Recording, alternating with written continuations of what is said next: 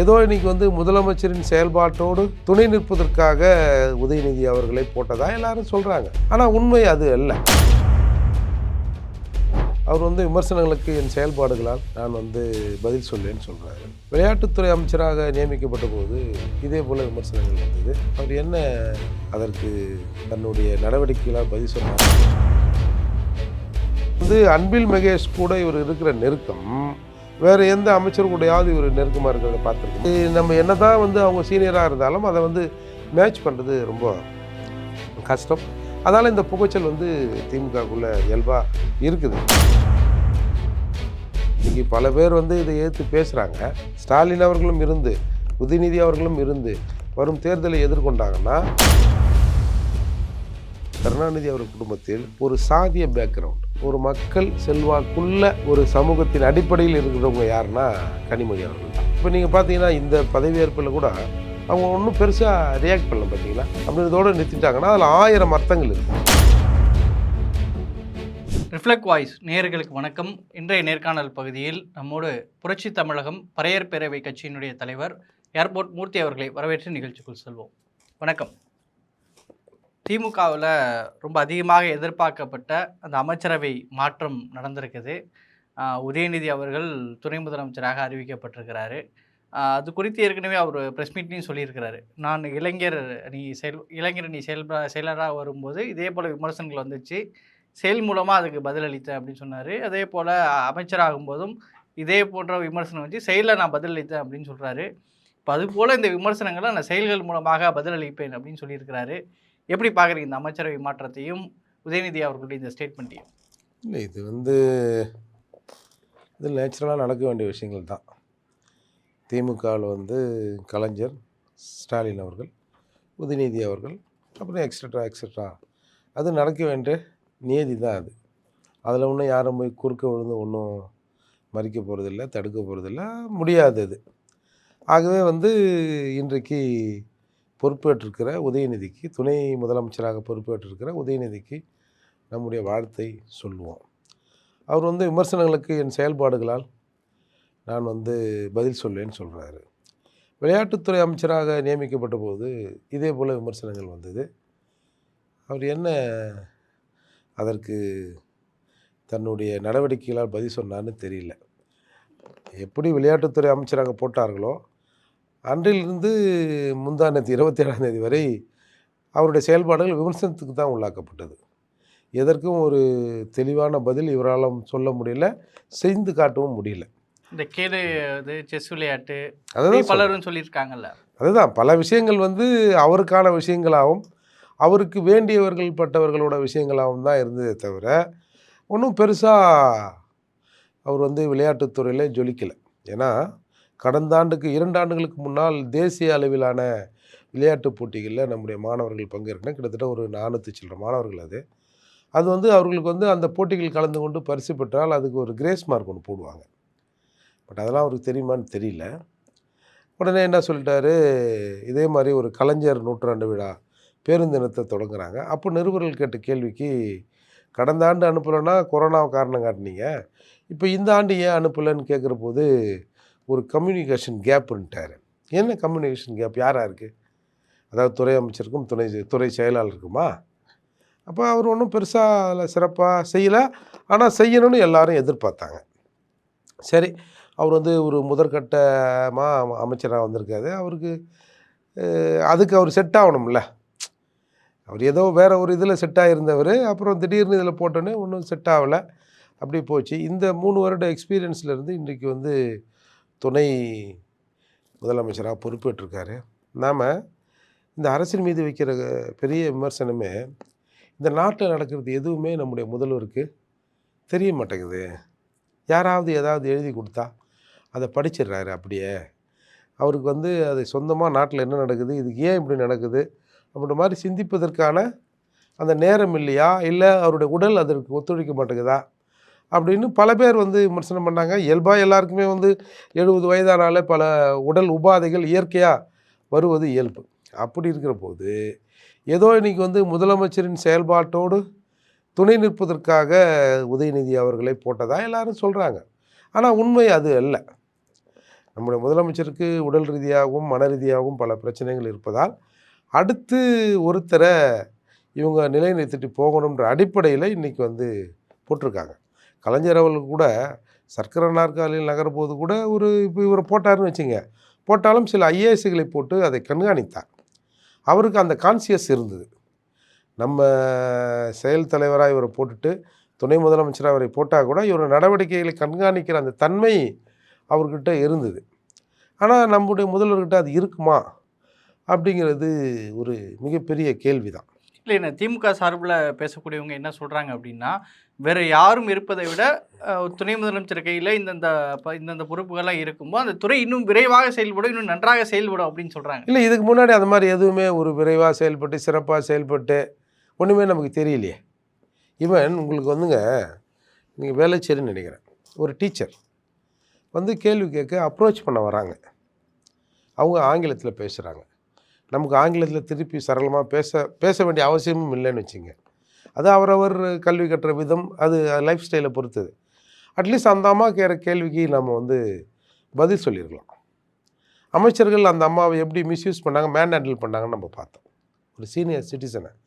அப்போது அந்த ஒரு திடீர்னு நடக்கிற ஒரு சுச்சுவேஷனை ஹேண்டில் பண்ணுற பொறுமை, நிதானம், இல்லை அதற்கேற்ற சாதுரியம் எதுவுமே நம்ம டெப்டி சிஎம் கிட்ட இல்லை.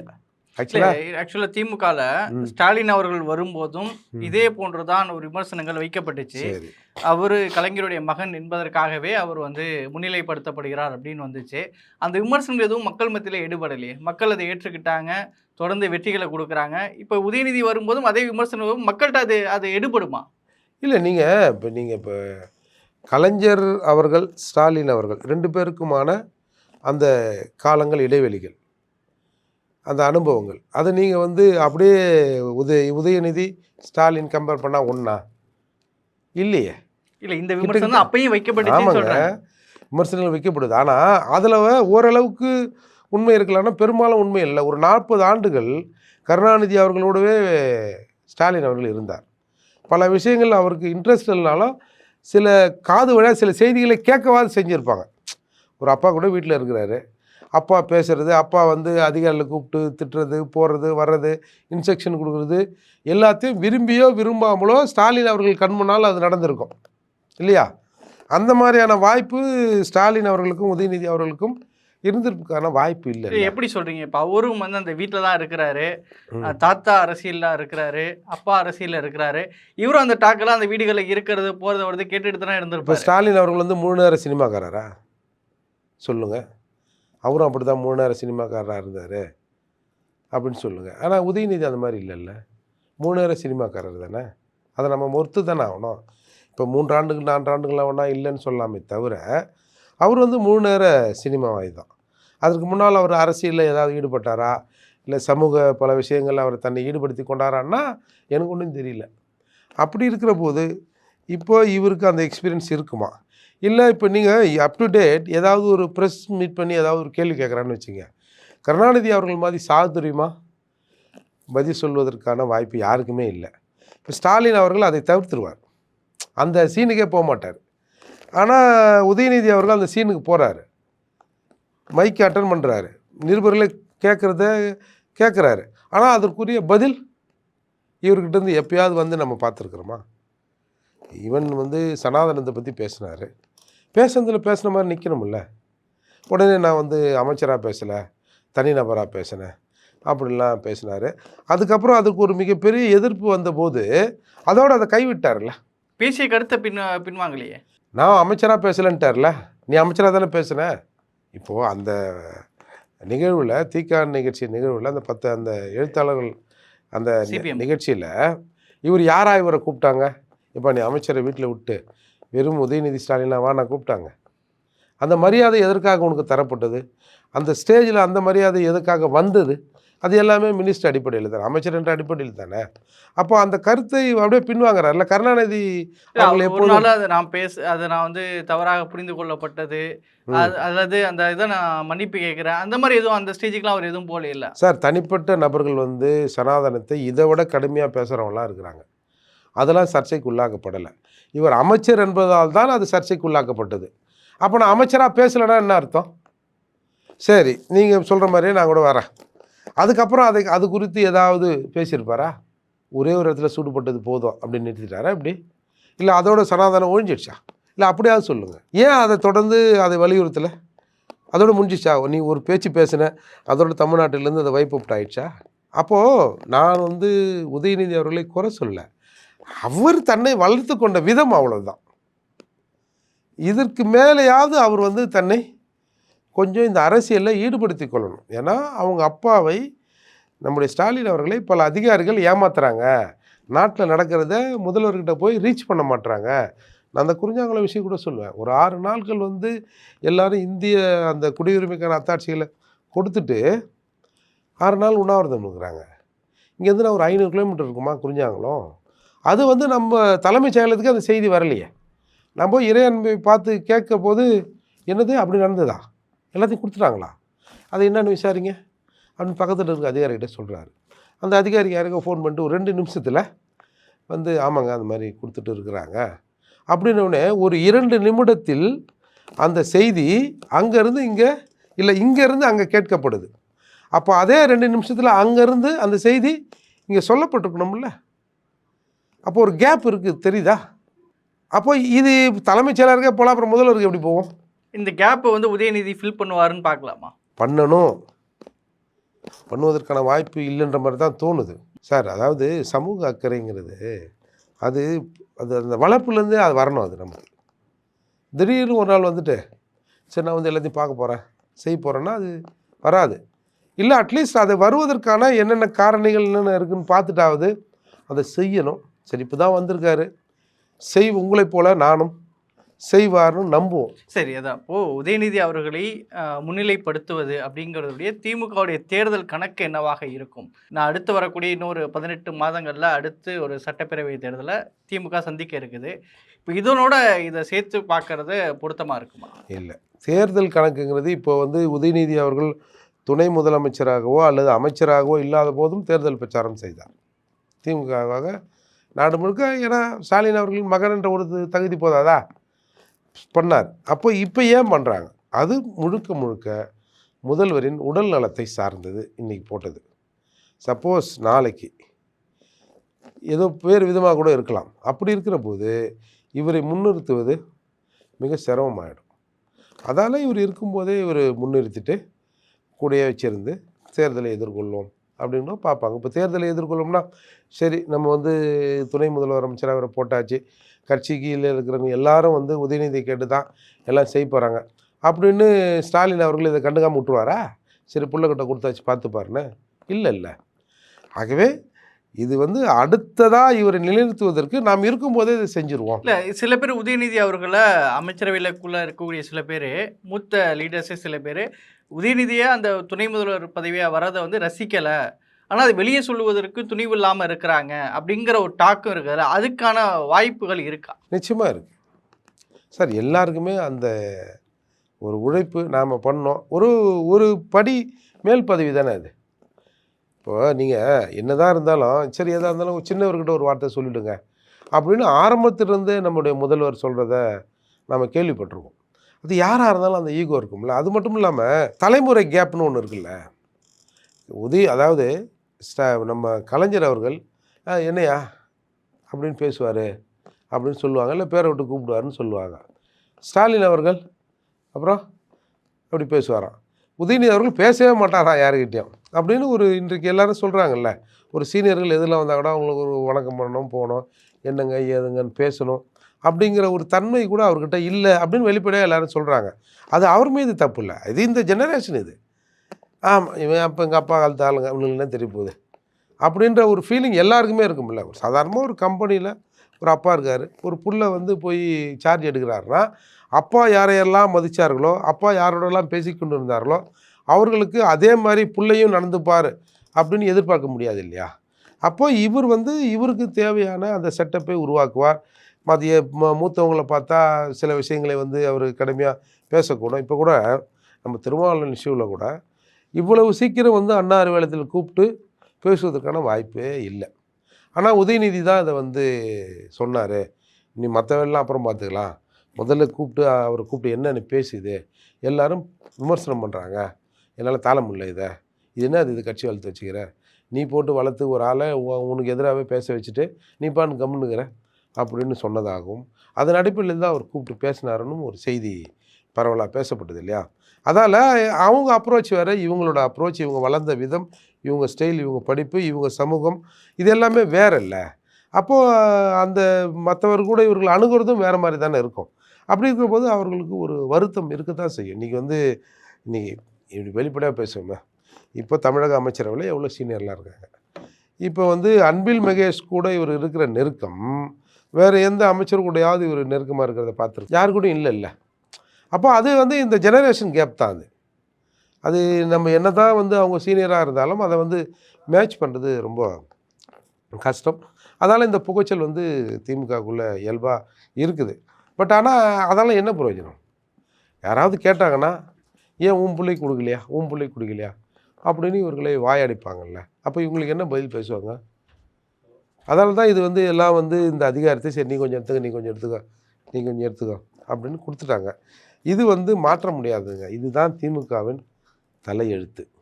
குறிப்பாக வந்து இந்த வாரிசு அரசியல் அப்படிங்கிற டாக்கு பொதுவாக பாரதிய ஜனதாவாக இருக்கட்டும், அதிமுகவாக இருக்கட்டும், தொடர்ந்து திமுக மேலே இந்த விமர்சனங்கள் தொடர்ந்து வைக்கப்பட்டிருக்கிறத பார்க்குறோம். இப்போ வாரிசு அரசியல் இந்த விமர்சனங்கள்லாம் தாண்டி இன்னைக்கு இந்த விஷயம் வராங்கன்னா, அது மக்கள் மத்தியில் இது மூன்றாவதாக இப்போது நீங்கள் சொன்ன மாதிரியே ஸ்டாலின் அவர்கள இப்படி நீண்ட கால பயணங்கள் இருக்குது. உதயநிதியை உடனடியாக வரும்போது மக்கள் இதை வந்து எப்படி பார்ப்பாங்க? மக்கள்கிட்ட இது எந்த அளவுக்கு ஒரு தாக்கத்தை ஏற்படுத்துவது? என்ன பெரிய தாக்கத்தை மக்கள்கிட்ட ஏற்படுத்திடும்? இப்போ மக்கள் வந்து நாளைக்கு திமுகவை பார்த்து தான் ஓட்டு போட போகிறாங்க. மேபி வந்து அவங்க முன்னாடி ஆள் இல்லைன்னு வச்சுங்க, அப்போ ஒன்றா அது ஒரு தாக்கத்தை ஏற்படுத்துமே தவிர, ஸ்டாலின் அவர்களும் இருந்து உதயநிதி அவர்களும் இருந்து வரும் தேர்தலை எதிர்கொண்டாங்கன்னா இது ஒன்றும் பெரிய ரிஃப்ளெக்ட் ஆகாது. இன்றைக்கி பல பேர் வந்து இதை எதிர்த்து பேசுகிறாங்க. பட் ஆனால் அது எனக்கு பெருசாக அது தேர்தலில் வாக்கு அதில் ரிஃப்ளெக்ட் ஆகுமானா சிரமம்தான். ஆல்மோஸ்ட் எல்லாருமே வந்து பாருங்கள் இன்னும் கொஞ்ச நாளில் ஒரு வேளை நீங்கள் சொல்கிற மாதிரி இப்போ விஜய் சீமான் அப்படின்னு வரும்போது வேணால் உதயநிதிக்கு வாய்ப்பு இருக்கும். எடப்பாடியாக ஸ்டாலினான் தான் இருக்கும்போது உதயநிதிக்கு பெரிய மூவ்ஸ் இருக்காது. ஆமாம், இவர் வந்து இவரோட தலைமையில் வந்து சிங்களா நின்று ஒரு தேர்தலை எதிர்கொள்வார்னா நம்ம சொல்ல முடியாதுல்ல. அப்படி நின்னார்னா அது கொஞ்சம் சிரமம்தான். இவங்களால் வந்து விஜய் அவர்கள் அரசியலையோ இல்லை வேறு கூட்டணி வேறு ஏதாவது ஒன்று அமைஞ்சாலோ உதயநிதி அவர்களால் அதை எதிர்கொள்ள முடியாது, சிரமம்தான். நீங்கள் கொஞ்ச நாளில் சப்போஸ் வேறு தலைமைகள் டிஎம்கள் இல்லைன்னா இந்த சலசலப்பு மிக பெருசாக வெடிப்பதற்கு இல்லை வெடித்து ரெண்டாவதோ இல்லையோ ஒரு விரிசல் இருப்பதை வெளியில் ஈஸியாக தெரிய ஆரம்பிச்சிடும். இவர்களோடு ஒத்து போக முடியாது. அது ஸ்டாலின் இருக்கிற வரை தான் இது ஓடும். சரி தான். இல்லை இன்னொரு குறிப்பாக ஒரு விஷயம் என்ன சொல்கிறாங்கன்னா, கனிமொழி அவர்களை பற்றி பேசப்படுறது உண்டு. இப்போ அவங்க வந்து இப்போ உதயநிதி அவர்களுடைய அரசியலை வெளிப்படையாக அவங்க வந்து கொடுக்குறாங்க, வாழ்த்து தெரிவிக்கிறாங்க, இதெல்லாம் இருந்தாலும் கனிமொழி அவர்கள் இந்த விஷயத்தை எப்படி பார்க்குறாங்க? இல்லை, அவங்களுக்கு ஒரு வருத்தம் இருக்க தான் செய்யும். நீங்கள் தொடர்ந்து கனிமொழி அவர்கள் வந்து ஏன் வந்து மத்திய அரசியலுக்கு அனுப்புகிறாங்க, சென்ட்ரல் அரசியலுக்கு தான் அவங்கள அனுப்புவாங்க. ஏன் வந்து நம்ம மாநில அரசியலில் அந்த அம்மாவை வச்சுக்க மாட்டுறாங்க? அது கருணாநிதி இருக்கும்போதே அந்த பிரச்சனை ஓடிச்சு அவங்க குடும்பத்தில், இவங்களை வந்து தமிழ்நாட்டில் வைக்கக்கூடாதுன்னு. ஏன் எம்பி அவங்க ஏன் ஒரு எம்எல்ஏ ஆகக்கூடாது? ஒரு மகளிர் பிரதிநிதி தானே, மகளிர் அணி தலைவி தானே அவங்க. ஏன் அவங்க டெல்லியிலே இருக்கிறாங்க? அவங்களுக்குங்க பொதுவாக கருணாநிதி அவர்கள் குடும்பத்தில் ஒரு சாதிய பேக்ரவுண்ட், ஒரு மக்கள் செல்வாக்குள்ள ஒரு சமூகத்தின் அடிப்படையில் இருக்கிறவங்க யாருன்னா கனிமொழி அவர்கள் தான். அதால் அது வந்து அவங்க போட்டிக்கு வந்தாங்கன்னா, அவங்க ஆக்சுவலாக வரப்போகிறதில்லன்னு வச்சுங்க, அது ஏற்கனவே இவங்க அவங்கள ஓரம் கட்டிட்டாங்க. அப்படி வந்தாங்கன்னா அவங்களுக்கு ஒரு செல்வாக்கு கூடுதலாக இருக்கும். அப்படிங்கிறதால தான் அவங்கள வந்து ஓரங்கட்டி டெல்லியில் வச்சாங்க. இப்போ நீங்கள் பார்த்தீங்கன்னா இந்த பதவியேற்பில் கூட அவங்க ஒன்றும் பெருசாக ரியாக்ட் பண்ணல. பார்த்தீங்களா, நீங்கள் ஏதாவது அட்வைஸ் சொல்லலாம், யாருக்கு யார் அட்வைஸ் சொல்கிறது அப்படின்றதோடு நிறுத்திட்டாங்கன்னா அதில் 1000 அர்த்தங்கள் இருக்குது. பட் எதுவாக இருந்தாலும் ஒரு குடும்பத்துலேருந்து ஒருத்தர் தானே வர முடியும். அப்புறம் நாளைக்கு உதயநிதி முதல்வர், கனிமொழி துணை முதல்வர் நான் போட முடியும்? அது முடியாது இல்லை. அது அவங்களுக்குள்ள பல சிக்கல்களை உண்டு பண்ணணும். இல்லை ஒருவேளை ஒரு ஃபியூச்சரில் அப்படி ஒரு கனிமொழி அப்படி ஒரு இந்த அதிருப்திகள்லாம் வருது அப்படின்னா சீனியர்ஸ்கிட்ட அப்படி ஒரு ஸ்டாண்ட் எடுக்க வாய்ப்புகள்லாம் இருக்கா, முகாந்திரங்கள் இருக்கா? இல்லை அப்படி இல்லை. ஏன்னா இவங்க இப்போ நீங்கள் நம்ம கனிமொழி அவர்களுக்கு ஒரு 2-3 பேர் தான் ஆதரவாளர் இருப்பாங்க திமுகவில். வெளிப்படையாக சொல்லப்போனால் அவங்களுக்கெல்லாம் ஒன்றும் பெருசாக இப்போது பெரிய அமைச்சர் பதவியோ இல்லை வந்து எம்பி பதவிகளோ இன்னும் சிலருக்கெல்லாம் பலருக்கு கொடுக்கப்படல. ஒருத்தர் 2 பேர் தான் கனிமொழி ஆதரவாளர்கள் சொல்லப்படுகிறார்கள். அதுவும் அவங்க சொந்த கம்யூனிட்டி வேறு இல்லை, அவங்க வேறு கம்யூனிட்டி ஆளுங்க தான் ஆதரவுன்னு.